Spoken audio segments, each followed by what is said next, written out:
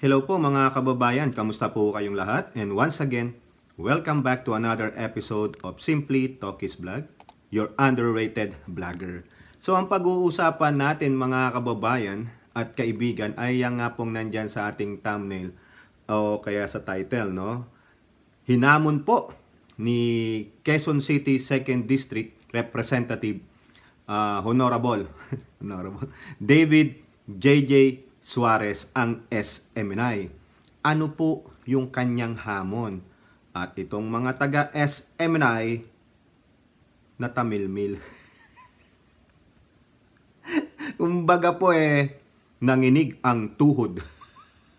So may papanood po ako sa inyong video. Actually po, kinuha ko to doon sa kanilang yung hearing kahapon diyan po sa House of Representatives, no, about this fake news ng SMNI about that 1.8 billion travel expense ni Ninong Martin. Ito si Ninong Martin, lagi kang pinupuntirya ng SMNI Ikaw yata yung nakalagay dun sa yung alam nyo yung pinakamaliit na target dun sa dartboard. Nilagay ka yata dun Ikaw yung ginawang kulay pula dun, yung igaganon, Di ba? Nakapaglaro na ba kayo ng dartboard, yung dart game? Ako po, naglaro ako niyan, lalo nung college days ko, no? Masarap na pastime po yan, pang de-stress, no? Lalo na pag merong mga darating na exams. Tambay ka muna doon sa tambayan nyo, may dartboard doon, yun. Tapos inom kayo ng soda, ganyan. Japanese cake. Habang naglalaro kayo ng dart. Ganun yata nung Martin ginawa sa'yo nung SM na yan, no? Yung mga samahan ng mga manlulokong inchik. No, ito pong video na to, salamat po House of Representatives. Chinap-chap ko na po, in-splice ko na. So about 77 seconds or 1 minute and 17 seconds po itong video na ito. Nandito po malalaman nyo yung hamon ni Representative JJ Suarez sa SMNI at ano po ang reaction ng mga nandoon na umaten para sa SMNI. Ito po, panoorin natin. This challenge on you. If you can prove that the 1.8 billion pesos is true, I'll resign. But if I can prove that the 1.8 billion that your program said is false, lagay nyo dito yung prangkisa nyo on the line. Kaya ka? Mr. Chair, if I may. Hindi, yes or no? I cannot answer that, Mr. Chair. I'm just a lawyer, and that's not part of my authority. But before... Kasi lang, payag ka? No? No? No, Mr. Chair. Hindi. So kasi alam nyo lang alanganin. Because I have no authority, Mr. Chair, to kasi talk... kasi alam nyo alanganin. So, Mr. Chair. Mr. President, can you please answer the question raised by the Honorable Suarez? I have no right to decide.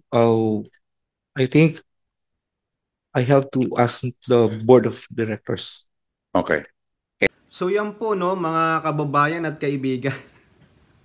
Ayan po yung hamon ni Representative David or JJ Suarez na sabi niya magre-resign siya bilang congressman if you can prove na yung 1.8 billion ay travel expenses ni Speaker. Otherwise, if I can prove it to you that you are wrong, itaya mo yung prangkisa nyo dito. O diba matapang na hamon yan? Sa totoo lang, no?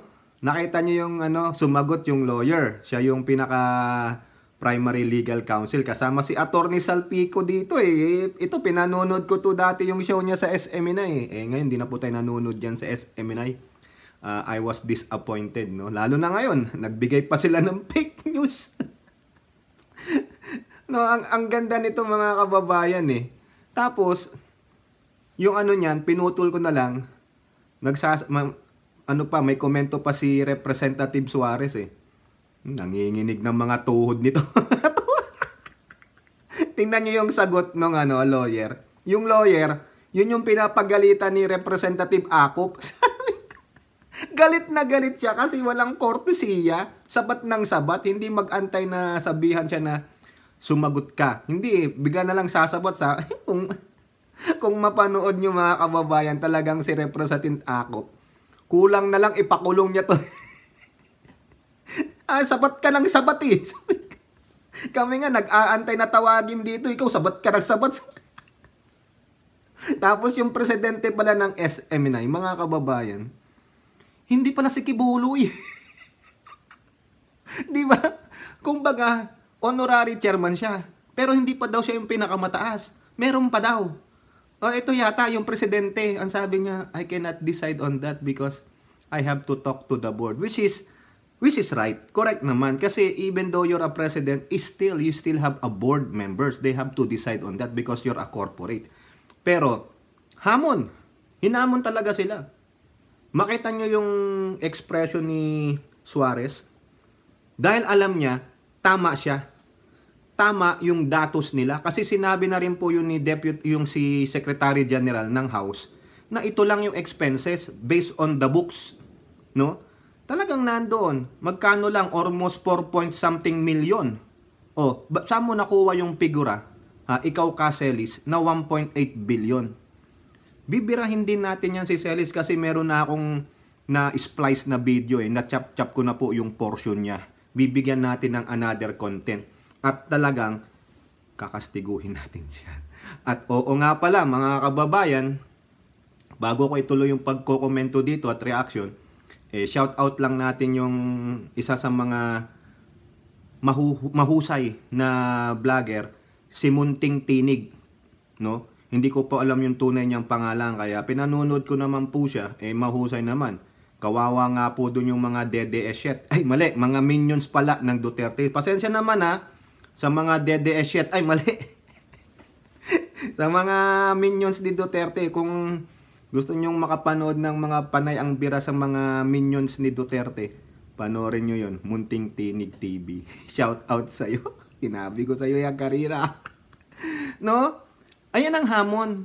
Makita mo talaga na very firm yung pagsasabi ni Representative JJ Suarez. Sasabihin ng iba, ang yabang naman yan. Pero may karapatan naman siyang magyabang kasi alam niyang nasa tama siya. Maski na ako, sasabihin ko yan sa'yo eh. No? Yung mga nagsasabi sa akin magkano binayad mo sa akin, ganyan din sasabihin ko sa'yo. Maglabas ka ng ebidensya na ako ay nabayaran ng politiko o tumanggap ako ng bayad from politiko o sponsor. No, kung may mailabas kang ebidensya, hindi na ako mag-vlog. No? Isasara ko na tong channel na to. Okay? Yung mga sponsor, yung halimbawa, yung mga McDonald's, Jollibee, ganyan. Sponsor ko. Diba? Yung sinasabi ko ditong Haya Nature Resort, family po yan. Pamilya po yan. At hindi po ako binabayaran yan. That is for the love of my family. No? Sa pamilya po ng misis ko yan, sa kanyang pamangkin. No? Wala po kaming hinihinging kapalit para sa galing sa aming pamangkin. It is the love of the family. Dahil mahal na mahal po namin sila. Walang financial dyan. Ngayon, yung mga nagsasabi, tulad ng sasabihin ko sa inyo, ng sinabi ni Representative Suarez, kung makakapaglabas kayo ng ebidensya, resibo, na ako'y nakatanggap ng pera, no? Sa mga politiko, sa mga sponsor. Hindi dito sa YouTube, kasi privilege namin ito eh. Yung membership namin, yung mga super chats, super whatever, yung super thanks, it is a privilege given to us by YouTube. Depende na sa inyo. Pero we're not asking you. Diba? Hindi po ako ganun. Diba? Lahat ng nakikita nyo dito, gastos namin to. Walang sponsorship dito. Kaya kayo yung mga nagsasabi na, nabayaran yan si Tokis. Labas kayo. No? Magtayaan na lang tayo dito. Tayaan nyo yung kanang kamay nyo. Itataya ko rin yung kanang kamay ko. Diba? Tayo. Diba? Kung wala kayong may pakita, wala. Talo kayo. Parang ganito si Suarez. Sasabihin nyo, ang yabang naman yan. Kasi alam niya nasa tama siya. Ikaw ba, hindi ka maninindigan? Hindi ka mangbablak kung nasa tama ka. Kung malakas ang hawak mong baraha, paninindigan mo yan. Tatayaan mo yan maski na magkano kasi alam mo malakas ang baraha mo. Double ace ka. Tapos yung nakakartadang naka-flop may 3 alas pa doon. O ano ka na? Full house ka na. O di ba? Sila, wala ngang pere. Di ba? Talo ka sa larong poker. Sa palagay nyo ba, nagpo-poker face si Suarez? Wala Kaya tingnan mo, mautal-utal yung ano. Ang tanong lang sa kanya, yes or no. Yan yung sinasabi ko sa inyo, that if you are being asked and answerable by yes or no maybe, yun lang ang sagutin mo. You don't have to explain yourself. Di ba? Sabi ni Suarez, no. Sagot ka lang, yes or no lang. Itong attorney, halata namang attorney, ang dami pang paliwanag, di ba? Attorney na turingan, hindi marunong mag-analyze ng question. Answerable by yes or no lang. Siguro sa bar exam, no, hindi ko po alam, correct me if I'm wrong. Siguro sa bar exam, there always an explanation. Pero dito, no, you are not in an examen, tinatanong ka lang. Payag ka ba? Yes or no? Si Suarez, sabi niya, re-resign ako. Sinabi rin nung chairman, hindi nakalimutan ko yung pangalan ni chairman yung katabi niya sa kanan niya. Anytime ngayon, gusto magre-resign yan. Pag mapalabas niyong tama yung 1.8 billion na ginawa nung mga host ng laban kasama ng bayan. Kaso wala Right and then, di ba? Binenta niyo pa nga yung inyong host Di ba? Doon sa susunod nating vlog, mga kababayan, binenta nila yung host nila Di ba? Parang sinabing, we don't know you. We disown you. Di ba? O kayo, tanungin ng ganyan, can you affirmative? Can you give an affirmative answer by yes or no only? Without hesitation, without explaining yourself, 'di ba? Kasi itong si lawyer si attorney, sabi niya pa, "No sir, I am just a lawyer, an attorney. Who cares?" Alam ko namang lawyer Sabi mo lang, "No sir." That's it. Kasi alam naman na nung mga chairman, nung mga representante diyan that you are a lawyer. You're not actually an owner. Or otherwise, baka kasama ka sa board. Di ba? Sabi mo na lang, no sir. Ganun. That's it. Nung tinanong yung presidente, I cannot give you a definite answer. I have to ask the board. That is a very safe answer. Pero ang sabi ni Suarez, nangangatog ng mga tuhod ninyo kasi alam nyo po na mali sila. Tapos, itong mga minions nila, na talaga namang nasa kulto, no? Nasa kulto talaga. Wala na silang alam na they cannot reason out. They cannot give their take, no? Yung kanilang opinion diyan sa nagaganap ng mga pangyayari. Yun na nga lang pong live session ito, pinanonood ko mga kababayan kaibigan sa FB page ng HOR. Makita mo yung comment section. Most of them they are freakingly stupid. Kaya nga sabi nung kaibigan ko dito no, hindi ko nababanggitin. Kilala mo na siya, di ba? Yung isa sa mga daw. Nandyan lang po siya sa Bay Area, no? Sabi niya, bro, alam mo, ganito tong mga dede shit na to Mga bobo. Pero yun mo naman, ang layo ng topic, yung about sa fake news, ang sinasabi, open the book. Open the book daw Baga yung sinabi ng kanilang puon, the once and mighty, fallen from grace, Rodrigo Roa Duterte, na i-open ang libro. Di ba? Open ang libro. Open naman Di ba? Kayo nga nagsasabi, pumunta kayo sa COA, nandun sa COA. Ano pang problema nyo? Open the book? Pag nakita nyo yung book, anong gagawin ninyo? What you gonna do? Di ba? Anong ginawa ng puon ninyo? Wala lang, nagbigay lang siya ng naratiba. Just like this. Kung hindi ito inalmahan ni Suarez, kung wala ni isang congressman na nag-take action dito, because this is too much. Diba? Sinimulan ng inyong once and mighty fallen from grace Rodrigo Roa Duterte, your former president, ang pagtira sa Kongreso. Ano bang mali na nagawa ng Kongreso sa inyong once and mighty fallen from grace Rodrigo Roa Duterte? Ano ang nagawang mali ng HOR dyan sa SMNI?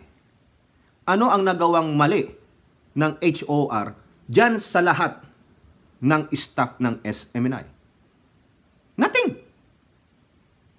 But, yung mga inyong leader, lalo na ang inyong puon na once and mighty fallen from grace Rodrigo Roa Duterte, because of his tirades, dahil daw sa inapi, binastos ang kanyang BP na tamilmil na anak, na hindi makapagsalita, hindi niya mag-iit, no? Parang nagtatago ka sa saya ng tatay mo. Ang tanda-tanda mo na. Mahigit 40 ka na. You cannot stand your ground. Dahil lang doon, kinastigo nyo ang HOR. Hindi naman sa dinedepensahan ko ang HOR dahil sa makabayan. That's their given mandate. Ngayon, kung sasabihin yung mga rebelde yung 3 bugok na yan, ayaw ko rin dyan, hate ko sila, but still, nandyan sila sa HOR. Diba? Kung may problema pala kayo, ba't hindi nyo nalang pinahuli yung mga yan nung time mo? Diba? You are once and mighty, powerful back then. Bakit hindi nyo nakuha yan? Ba't hindi nyo nasilo yan? Hindi nyo sila nanet. Nandyan pa rin sila. Ikaw wala na sa power, sila nandyan pa. Tapos sisiraan nyo. Ang gusto nyong pabagsakin si Speaker, si Ninong Martin. Diba? Ano kasalanan ni Martin? In spirit of democracy, in spirit of transparency, dapat dinggin lahat. In spirit of fairness. Kayo ba? Fair ba kayo? Nakita nyo ba yung reasoning? Bakit sinabi ni once and mighty fallen from grace Rodrigo Roa Duterte yun? Wala Kaya nga tawag nga kayo sa inyo talaga kulto. Dahil wala kayong sariling ganito. Naniniwala lang kayo doon, hindi nyo muna inuusisa kung tama o mali yung sinasabi ng mga puon ninyo. O ito, yung 1.8 billion na sinabi ni once a rebel, always a rebel, ka Eric Cadrecelis. Diba? Ang dami sa inyo, kinastigo ka agad. Even though sinabi niya mali ang source niya, but the information, the disinformation, no? Disinformation yan hindi misinformation. It is 2 ways. You gave a false statement or information and then it was used to malign, to destroy the character of Ninong Martin Romualdez. Di ba marami nga sa inyo nagsasabi, yung 1.8 hinati-hati para sa 3 bugok na makabayang block? Nasaan ang ebidensya? Yan din ang kinagagalit ni Representative Suarez. Hindi mo na kayo nagtanong. Diba? O ayan, dapat lang kayong tawagin tapos sasabihin nyo, open the books. Nasaan ang rationality? Nasaan ang rationality? Anong i-open na books doon sa 1.8 billion? Wala nga O, sinong nakuryente kayo? Nilabas nila yung expenses nila, yung spreadsheet nila. Anong sabi? Almost 400 million lang From January to October, ang expenses. Where did you get that 1.8 billion? It is truly to malign, to smear the reputation of the may Ninong Martin Romualdez. Diba? Hindi ba kayo nahihiya niyan? Kayo ng mga kulto ng mga Duterte, you are fighting for them. Tapos yung BP nyo, tamilmil. Diba?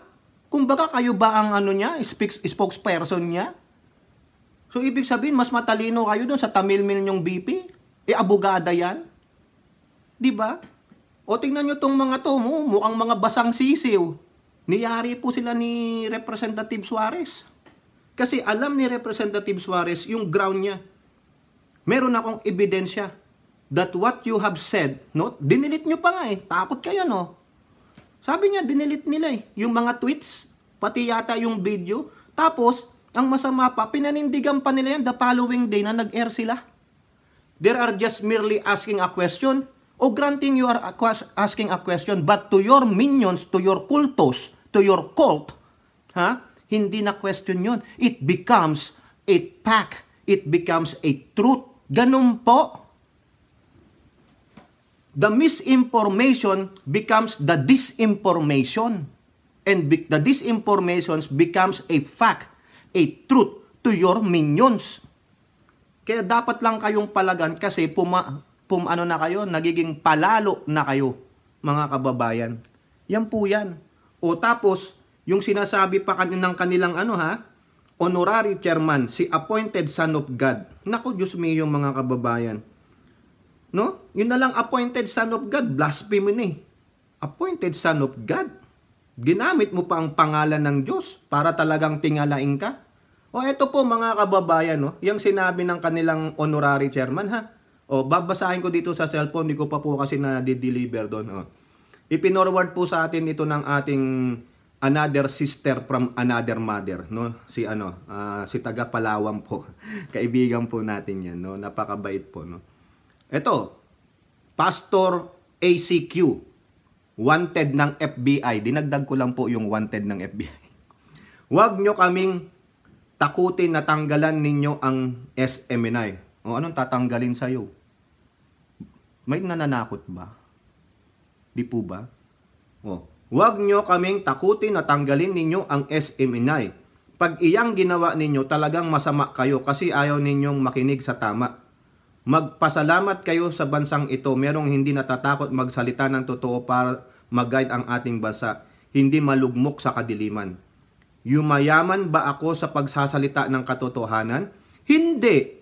Ako pa ang gumastos sa SMNI ng laban ng kasamang bayan para harapin ang mga ulupong na ito. O tignan nyo, yung nasabi niya,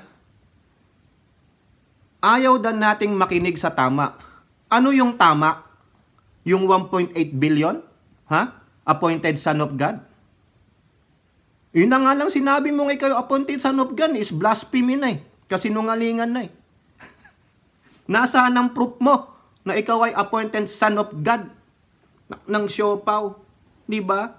Tapos sabi niya pa dito, magpasalamat daw tayo sa bansang ito, merong hindi natatakot magsalita ng katotohanan. Ay marami po naman. Ba't naman kami matatakot? No? Hindi naman kami natatakot. Dahil kung kami ay tama, ba't kami matatakot? Ang mga natatakot lang po ay yung mga gumagawa ng mali. Parang ikaw yata. No? Ikaw ba natatakot? Kung hindi ka naman pala takot, bakit di mo harapin yung pagiging wanted mo dito? Di ba? Evident yan. Hindi po ako magsinungaling. Di ba? Natanggalan ka nga ng mga social media account because of that wanted Nandyan yan. Di ba? Wanted FBI, ano yung mga kaso mo? Ba't di ka pumunta dito? Hindi ka pala naman tatakot Nagtatago ka sa saya ng bansang Pilipinas. Nagtatago ka sa saya ni Ninong Bongbong Marcos. Nagtatago ka sa saya ng batas ng Pilipinas. Di po ba? Buti nga, di ka pa ina-apply ng yung extradition, sorry naman po extradition. Matapang naman pala. Bakit ka nandiyan sa Pilipinas? Harapin mo yung kaso mo. Appointed son of God ka pa Ayan ba ang Ayan ba ang classic example? Lead by example? Di mga tanga pala yung mga followers mo. Naniniwala sa isang appointed son of God pero hindi maharap dito ang kaso. Di ba? Ito pa sabi niya, maliwanag mga kababayan, ayan Yumayaman ba ako sa sasalita ng katotohanan? Hindi. Paano ka yumaman? Di ba may mansyon ka dyan? Paano ka nagkaroon ng yung ang laki-laki ng yung Kingdom Church dyan na building? Di ba? Nakikita ko nga may mga taong pumupunta sa bahay mo, ang laki-laki ng lote mo, dyan sa lugar mo, sa Davao ba yan? Correct me if I'm wrong. Ibig sabihin, hindi ka yumaman sa pagsasalita ng katotohanan. So therefore, yumaman ka ba sa pagsasalita ng kasinungalingan? Di ba? Reverse ito Yumayaman ba ako sa pagsasalita ng katotohanan? Hindi. So paano ka yumaman sa pagsasalita ng kasinungalingan? Ira. Leche. Wala kang credibility. Oy, appointed son of God. Wag nga ako. Diba? O, balik tayo dito sa kay Representative Suarez. Sinamon niya po. O ba't hindi pumunta si Quiboloy doon? Harapin mo to si Suarez. Matapang ka naman pala eh. Bakit ka nagpapunta ng lawyer dyan? Dapat hinarap mo sila. Diba? O baka sabihin nyo, gunggong ka pala Tokis. Hindi naman siya ang ano ng SM. Honorary chairman nga siya eh. Ang tapang-tapang niyang magsalita. Oo, sa show niya Ba't hindi niya maharap yung simpleng tao? Kung talagang appointed son of God siya, may Holy Spirit siya, harapin niya yung simpleng tao. Pakilala niya, I am the appointed son of God. Kaya ko kayong sagutin kung si Jesus Christ nga, hinarap niya yung hamon eh. Diba? Bakit siya? Grabe. O ngayon, natamilmil, no? Nangangatog nga daw po yung tuhod ng mga mga pinapuntang lawyer sa kayong presidente ng SMNI. Mga bullshit kasi, mga kababayan. Sabihin nyo na kung anong yung gustong sabihin kay Tokis. Wala akong pakialam sa inyo kasi kayo, mga naniwala sa disinformation campaign nung once a rebel, always a rebel, Eric Celis. Ngayon, sa susunod natin vlog, tingnan nyo paano siya naging basang sisiw. Kayo po mga kababayan, ano pong sasabi nyo dyan? Hinamon ni Representative David J.J. Suarez, Quezon City 2nd District, itong mga kupal na taga SMNI. Lapag nyong prangkisa nyo pang napatunayan yung 1.8 billion pesos ay kay SMR lang, kay Ninong. Pero kung hindi, prangkisa. Pag tama kayo, resign daw siya. Hindi siya, wala silang mapakita eh. Wala na, may mapapakita man sila, credible pa ba yun? Wala na silang credibility. Because they believe, they did not suppress kasi tama naman yung isa doon, na mahirap mong i-filter ang live. Wala live yun eh. Tapos on the spot, sabi ni Eric, nagaganon, gago ka talaga Eric. Sa next vlog natin, talagang natin to si Ka Eric. Pasensya ka Eric Walang balat sibuyas dito, wag kang onion skin, no? O kayo po, ano po yung masasabi? Comment down below. And don't forget to like and share. Hope to see you on the next videos. Bye-bye. God bless.